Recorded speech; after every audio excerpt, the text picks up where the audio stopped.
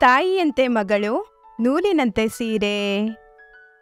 ಮಕ್ಕಳು ತಾಯಿಯ ನಡೆನುಡಿಗಳಿಂದ ಅವಳ ಸ್ವಭಾವಗಳಿಂದ ಪ್ರಭಾವಿತರಾಗುತ್ತಾರೆ. ಮಗಳು ಸಾಮಾನ್ಯವಾಗಿ ತಾಯಿಯ ಗುಣಗಳನ್ನು ಹೊಂದಿರುತ್ತಾಳೆ. ತಾಯಿಯನ್ನೇ ಹೆಚ್ಚು ಅನುಸರಿಸುತ್ತಾಳೆ. ಆದ್ದರಿಂದ ತಾಯಿಯು ಉತ್ತಮ ಗುಣಗಳನ್ನು ಹೊಂದಿರಬೇಕು.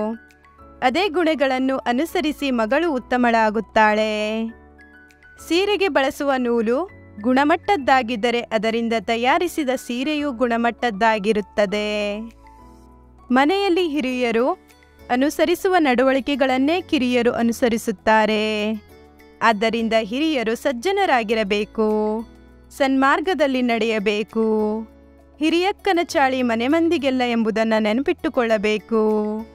ಇದೇ ಈ ಗಾದೆಯ ಸಾಮಾನ್ಯ ಅರ್ಥವಾಗಿದೆ.